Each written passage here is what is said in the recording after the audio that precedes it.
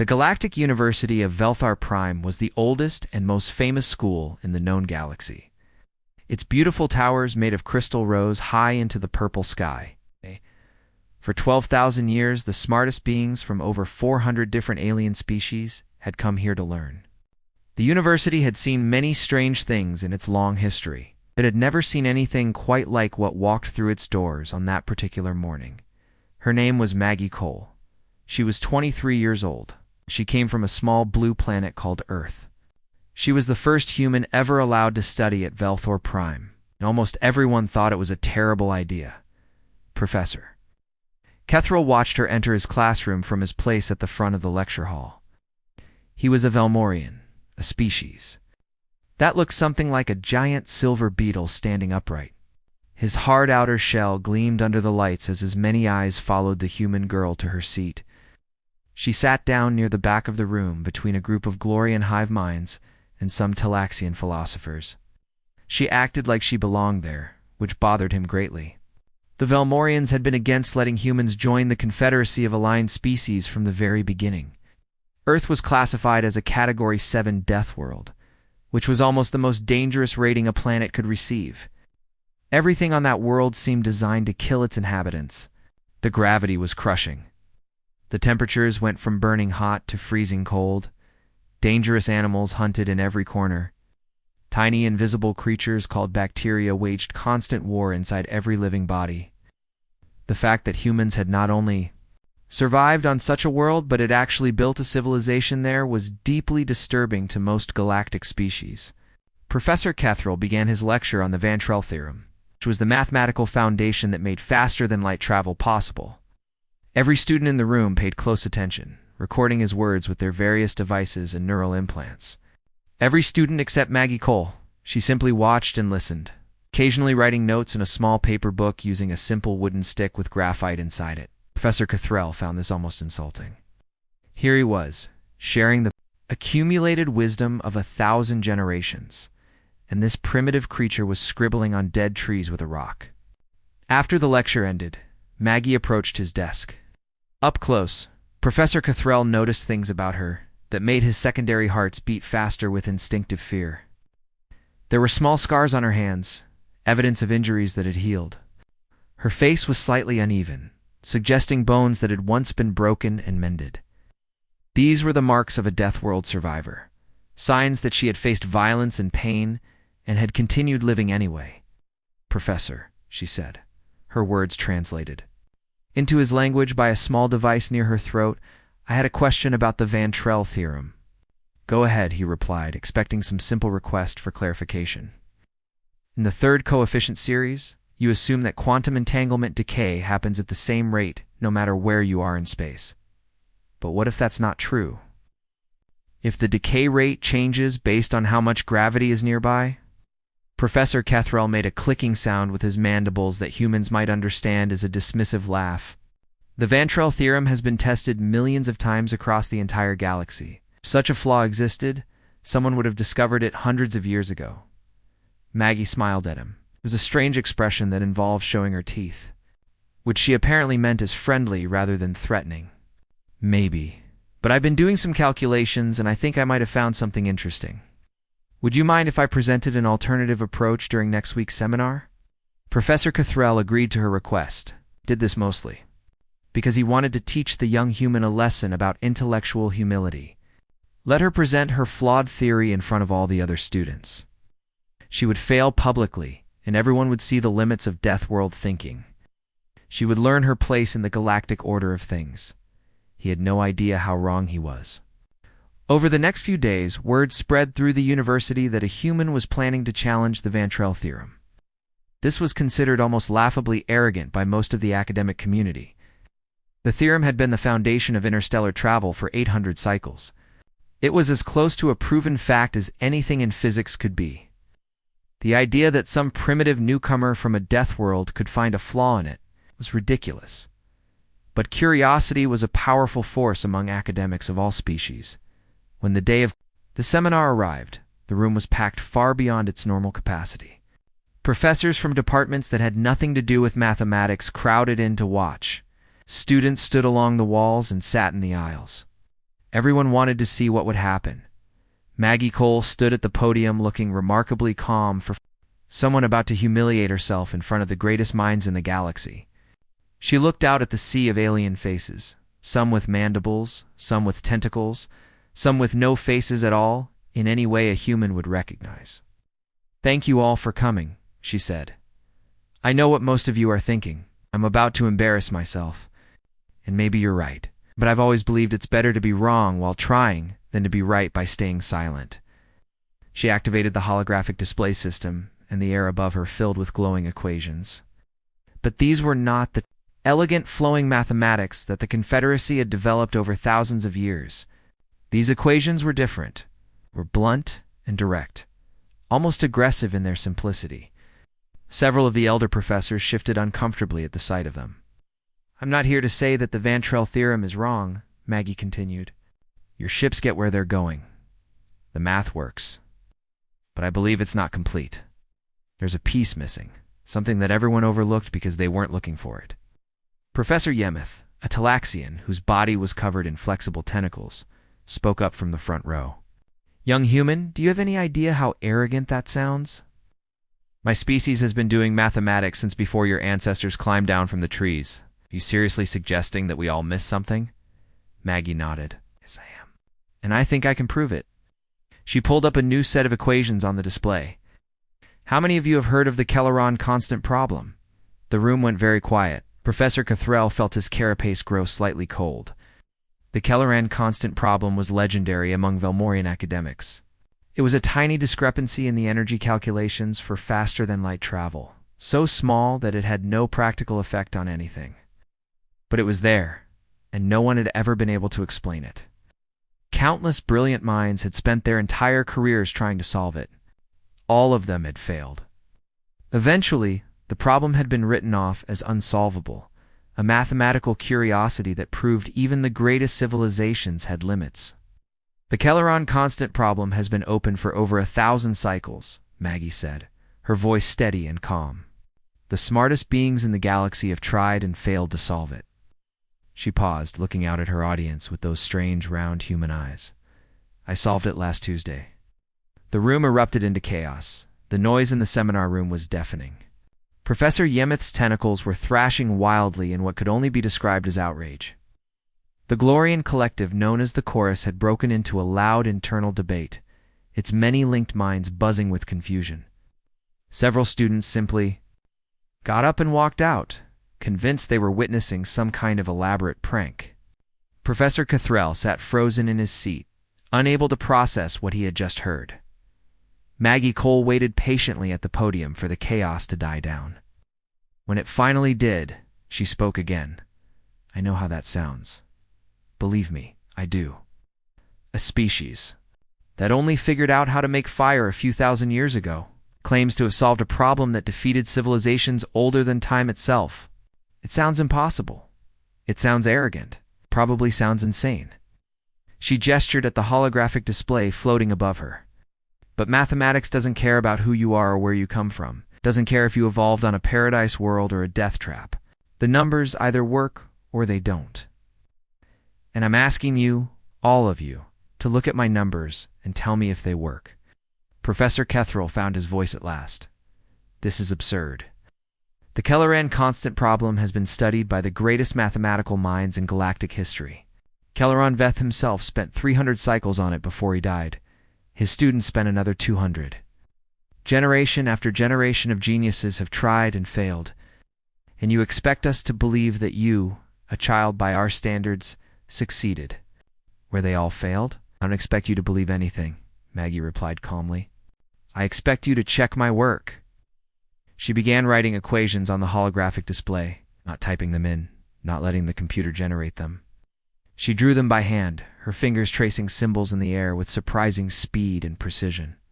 The mathematics that appeared were unlike anything the assembled professors had ever seen. Where Confederacy mathematics was beautiful and flowing, built on thousands of years of careful refinement, this was something completely different. It was rough and direct. It attacked the problem from angles that no Velmorian or Talaxian or Crorvian mathematician would ever have considered. It used approximations way, Reprecision was assumed to be absolutely necessary. It took shortcuts that should have been impossible, and somehow, impossibly, unbelievably, it worked. The room fell silent as the implications of what they were seeing began to sink in. Professor Kethral stared at the equations floating in the air, searching desperately for an error, a flaw, something that would prove this was all a mistake. He found nothing. "This cannot be right," he whispered, more to himself than anyone else. "It violates every principle of mathematical elegance. It is ugly. It is crude. It should not work, but does it work?" Maggie asked. "That's the only question that matters." The chorus spoke, its collective voice filling the room. "We have been analyzing your equations as you presented them. We have checked them against every known mathematical principle. We have looked for errors, inconsistencies, logical flaws." The entity paused, something that the chorus almost never did. "We have found none. The mathematics appear to be correct." Another wave of murmuring swept through the audience. Professor Yemeth's tentacles had stopped thrashing. Now they hung limply at his sides, a sign of deep shock among his species. "How?" the Telaxian asked. "How did you do this? What method did you use? What insight did you have that we all missed?" Maggie was quiet for a moment, considering how to answer. "I'm not sure I can explain it in a way that will make sense to you, but I'll try." She pulled up an image of Earth on the display. The small blue planet hung in the darkness of space, looking fragile and beautiful. "This is my home. By your standards, it's one of the most dangerous planets in the known galaxy. Everything there is trying to kill you all the time. The weather can shift from peaceful to deadly in minutes. Animals hunt and eat each other constantly. Even the tiniest life forms wage invisible wars that can destroy entire populations." She looked out at her audience. "Humans didn't survive on Earth by being smart. We're not the smartest animals on our planet. We didn't survive by being strong. We're definitely not the strongest. We survived by being adaptable, by being willing to try anything, no matter how desperate or ridiculous, if there was even a small chance it might work." Maggie pointed at the equations still floating above her. "Your species, all of you, evolved on worlds that were manageable, predictable. You had time to develop your thinking slowly and carefully. You've built beautiful systems of mathematics that work perfectly within their own frameworks. You had the luxury of elegance. Humans never had that luxury. We had to solve problems fast, or we died. We couldn't wait for the perfect solution. We had to find something that worked right now, even if it was ugly, even if it broke every rule, even if it shouldn't have been possible." Professor Kethral leaned forward in his seat. Despite himself, he was fascinated. "You're saying that your lack of sophistication is actually an advantage?" "I'm saying that sometimes too much sophistication can be a trap. You've spent thousands of years refining your mathematical methods. They're beautiful. They're elegant. They work for almost everything. But in all that time, you've also learned what's possible and what's impossible. You've learned which directions are worth exploring and which ones are dead ends." She smiled that strange human smile. "I didn't know any of that. I didn't know what was supposed to be impossible. So I tried things that you would never have attempted. I took approaches that any properly trained mathematician would have rejected immediately. And one of those approaches happened to work." The room was completely silent now. Every being present was wrestling with the implications of what they had just heard and seen. 1,000 years of failure, countless careers devoted to an unsolvable problem. And now, in a single afternoon, a human from a death world had simply walked in and solved it. Dean Valorith. The ancient Glorian, who had led the university for 3,000 cycles, had been watching from the back of the room. Now he moved forward, his massive form parting the crowd like a ship through water. "Professor Cole," he said, using a title she had not yet earned, "what you have presented here today will require extensive verification. The implications are too significant for us to accept without thorough examination." "I would expect nothing less," Maggie replied. "But I want you to understand something." Dean's many eyes focused on her with an intensity that would have made most beings uncomfortable. "If your solution proves to be correct, It will change everything we thought we knew about the limits of mathematical knowledge. It will force us to question every assumption we have ever made about which species are capable of meaningful intellectual contribution. I know, Maggie said. That's why I'm a little nervous. You hide it well. Humans are good at that too. We had to be. Dean Valorath made a sound that might have been a laugh, though it was hard to tell with Glorians. Professor Kethril, I want you to lead a team to verify every aspect of this solution. Take as much time as you need. Use whatever resources are necessary. And when you are finished, report directly to me. Professor Kethril stood, his carapace clicking as he moved. It will be done, Dean, though I still believe this must be some kind of mistake. Perhaps, the Dean replied. But consider this, old friend. What if it isn't? As the crowd began to disperse, talking in hushed voices about what they had witnessed, Maggie Cole gathered her simple paper notebook and her primitive writing instrument. She looked tired but satisfied. Whatever happened next, she had done what she came to do. She had shown them something new, and the galaxy would never look at humans quite the same way again. 3 days passed after Maggie Cole's presentation. During that time, the senior faculty of Velthar Prime worked without rest, checking and rechecking every line of her equations. They used methods developed over thousands of years. They employed computational systems of unimaginable power. They consulted with experts from dozens of species across the galaxy through faster-than-light communications, and they found no errors. Now, 12 professors from 8 different species sat around a crystalline table in the highest tower of the university. The Kelleran constant problem equations floated above them in holographic form, glowing softly in the dim light. The atmosphere in the room was heavy with disbelief and something that felt uncomfortably close to fear. Professor Kethril spoke first, his voice hollow and tired. We have verified her work multiple times, using every method available to us. The mathematics are sound. It cannot be possible, said Professor Meneth, a Krovian whose scales had faded to pale blue over his many centuries of life. My people have been navigating the stars for 50,000 cycles. We have been working on this specific problem since before the Velmorians achieved spaceflight. Are you telling me that a human, a member of a species that was still painting pictures on cave walls while we were building our first artificial sun, simply walked in and solved it? The evidence speaks for itself, the chorus intoned. Its collective voice echoed strangely in the chamber, as if coming from everywhere at once. We have analyzed her solution from every conceivable angle. We have tested it against every known principle of mathematics and physics. There are no errors. The Kelleran constant problem has been solved. Professor Yemeth's tentacles curled in visible distress. But how? How did she do it? She has been studying mathematics for what, 15 years?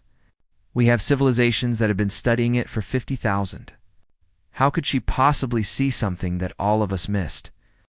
The answer came from Dean Valorath, who sat at the head of the table, his massive Glorian form seeming to absorb the light around him.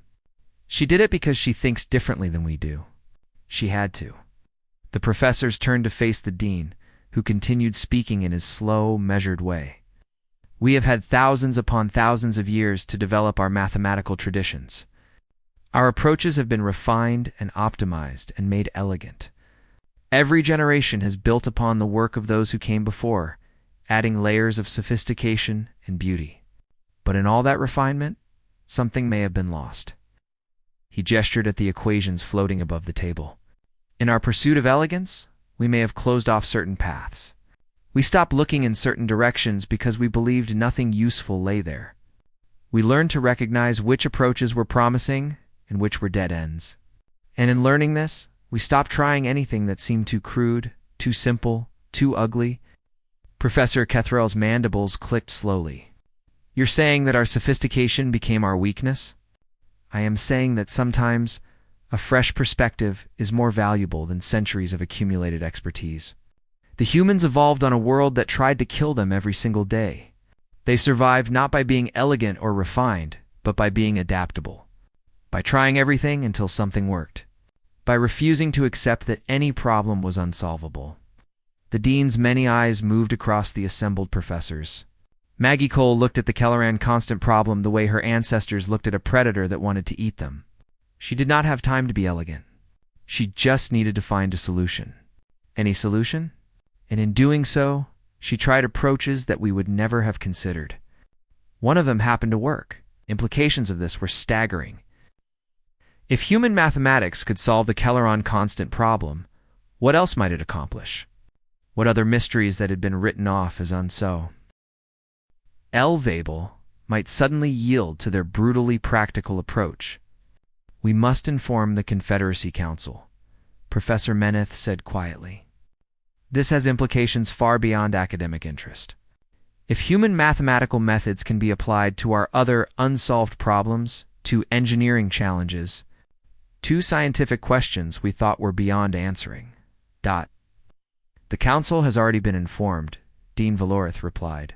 I sent my report the same morning we completed our verification. I expect we will be receiving visitors very soon. As if responding to his words, the room's communication system chimed. A soft voice spoke, Dean Valorith. A diplomatic vessel from the Confederacy Council has just entered orbit around Althair Prime. They are requesting immediate transport to the university. The professors exchanged glances. In 12,000 years of history, the council had never sent representatives to the university without at least one full cycle of advance notice. For them to arrive like this, with no warning, meant something unprecedented was happening. Send them down, the dean said calmly. And someone please find Maggie Cole. I believe she has become very important to the future of this galaxy. An hour later, the crystalline meeting chamber had been rearranged. The table was gone, replaced by a semicircle of chairs facing a single seat in the center. Maggie Cole sat in that center seat, looking small and very human against the backdrop of advanced technology and ancient wisdom that surrounded her. Three beings sat in the semicircle, representing the highest levels of galactic authority.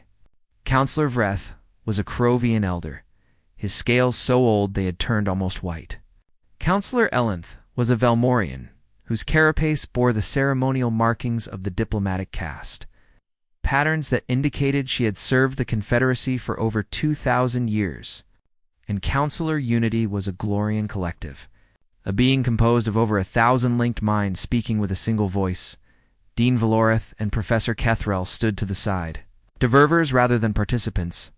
Whatever was about to happen, they were here only to witness it. Counselor Vreth spoke first. You understand why we are here. Maggie shifted in her seat, which had clearly not been designed for human anatomy. I assume it's about the math. Look, I really didn't mean to cause any problems. I just saw something that didn't make sense and wanted to figure it out. What you have done goes far beyond causing problems, Counselor Elenth said. Her translator rendered her words in a flat tone, but there was an unmistakable weight behind them. The Kelleran constant problem has been a source of frustration for the greatest minds in the galaxy for over 1,000 cycles. Its solution has implications for energy efficiency and faster than light. Travel that could reshape the economic structure of the entire Confederacy. Oh, Maggie said quietly.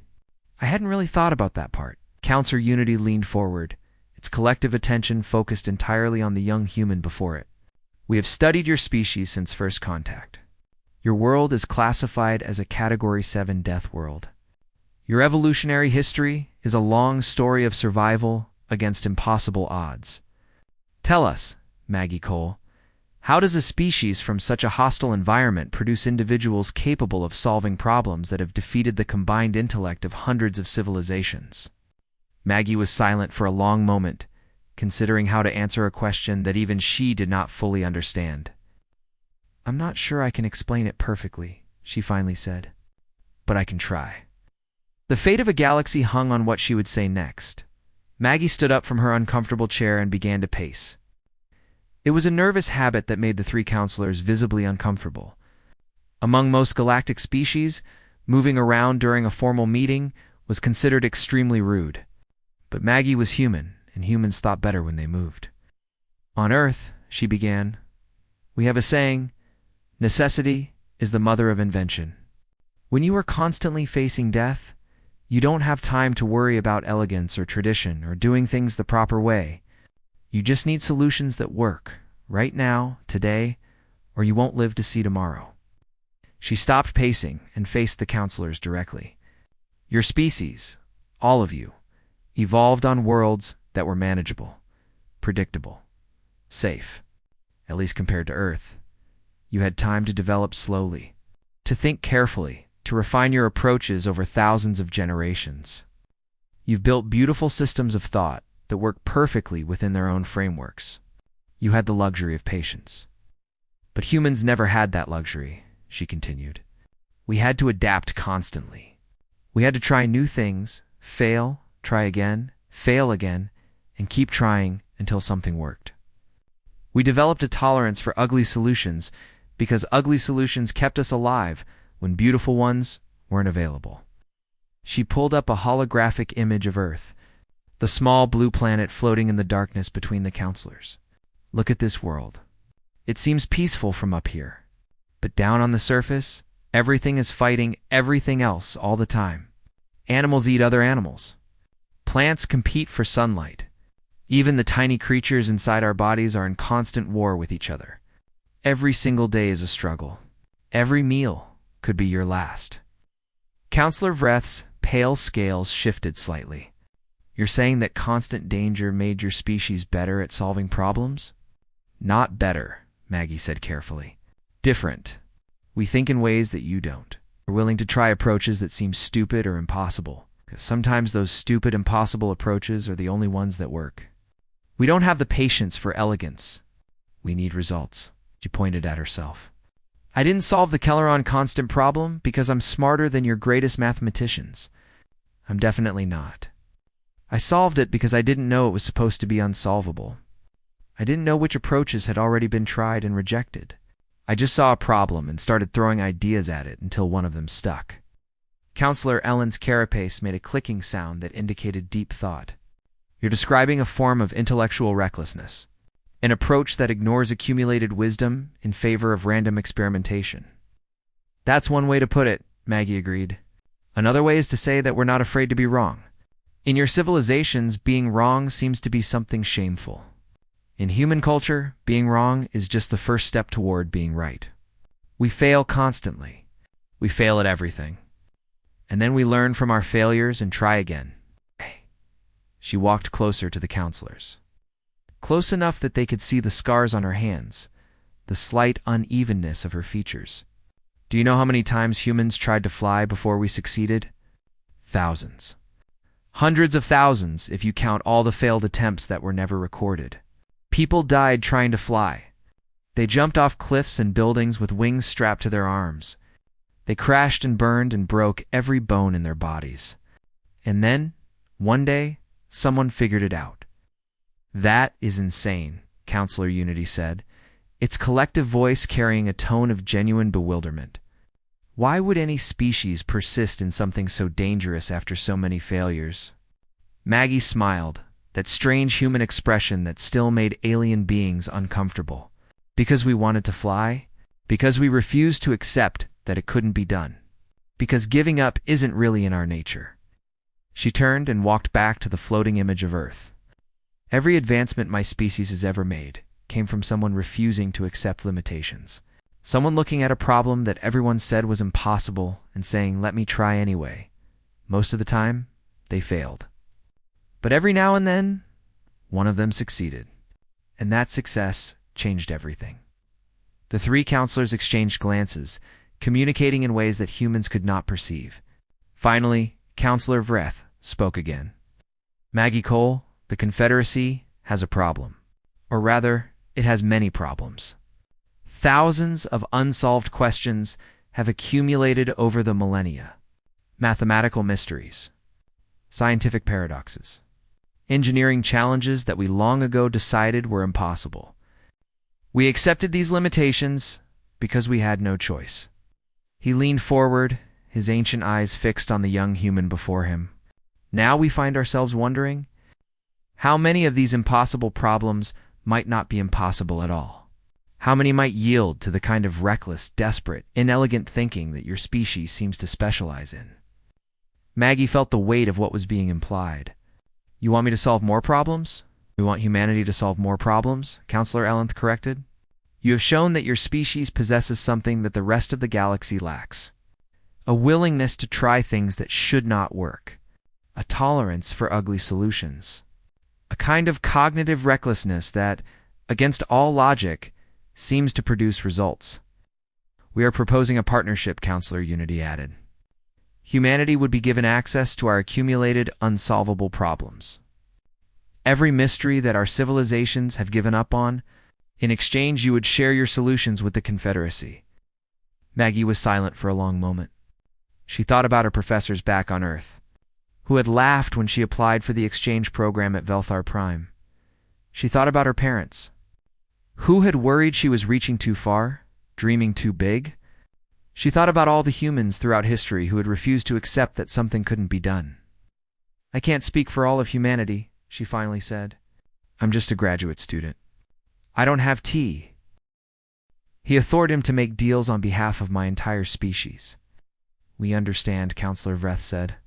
But you can speak to your leaders. You can tell them what we are offering, and you can give us your personal opinion on whether humanity would be interested in such an arrangement. Maggie didn't need long to think about that. We would be very interested. Solving problems is kind of what we do. It's basically our whole thing. She paused, considering how to phrase what came next. But you need to understand something about humans. We don't just solve problems and move on. We want to understand why our solutions work. We want to take apart your mathematics and our mathematics and figure out how they fit together. We want to learn from you as much as you learn from us. What are you proposing? Counselor Ellenth asked. A real partnership. Not just humans banging away at your impossible problems like some kind of intellectual service workers. Collaboration, exchange. We teach you how we think, and you teach us what you know.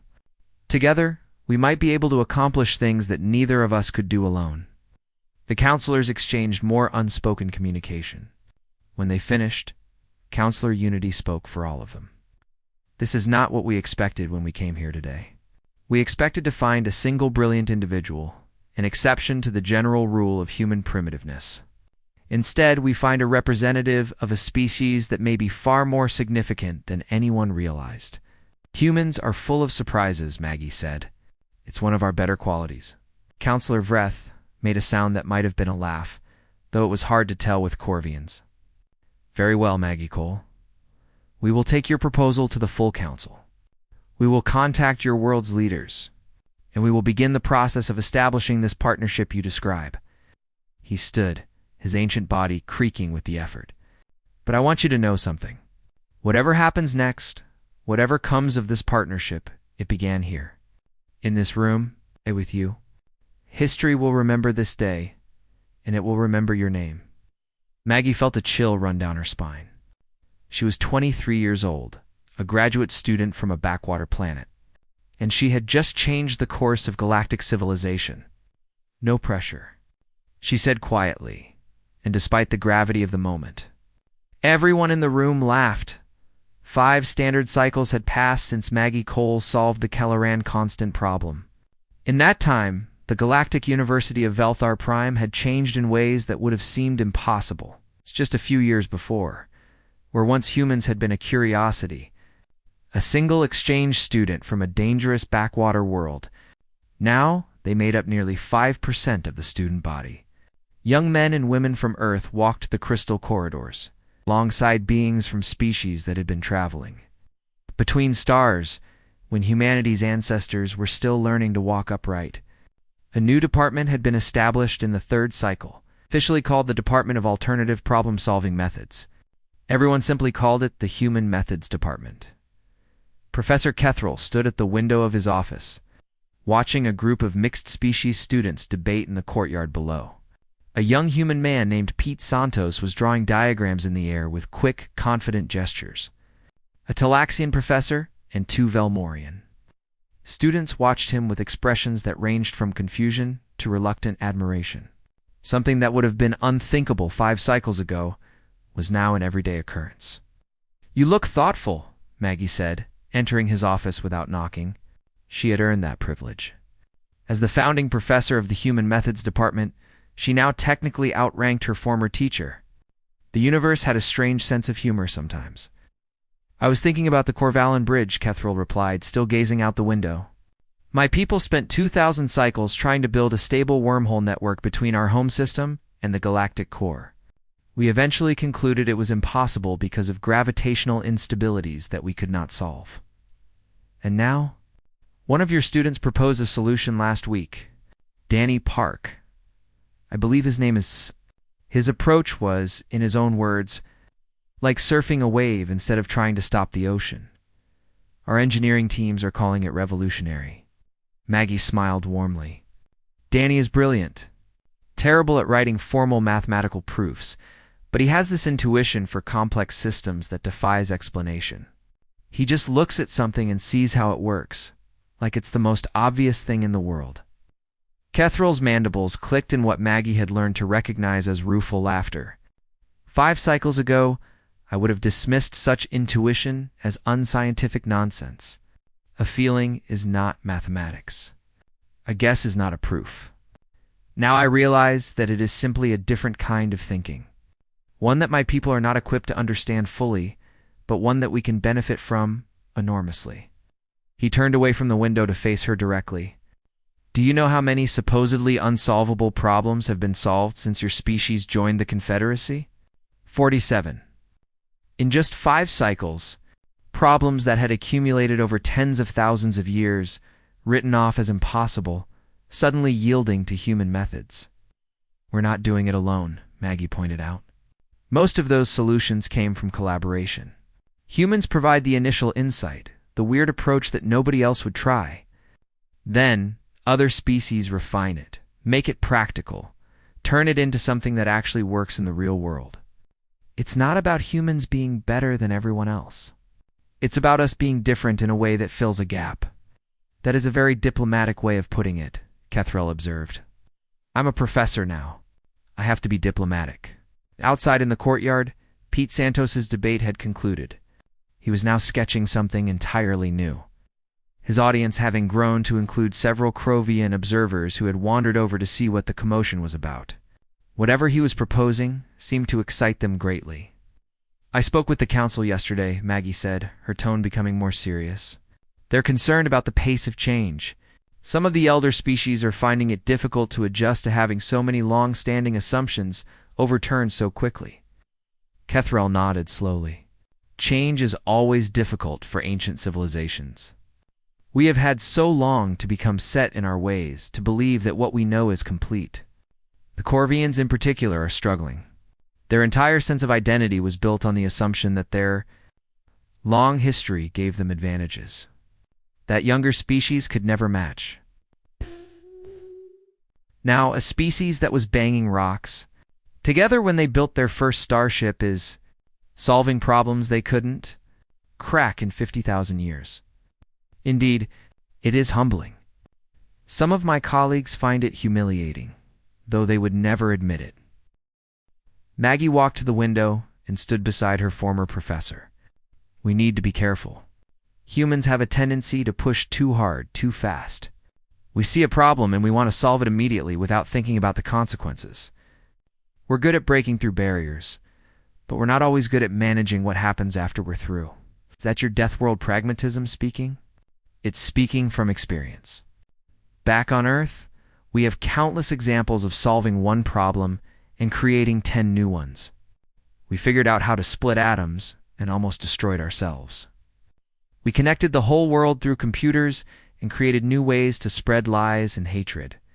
Progress without wisdom is dangerous. Kethril considered this. Then perhaps that is the role we can play in this partnership. Your species brings innovation, the willingness to try impossible things. The elder species bring caution, the accumulated wisdom of ages.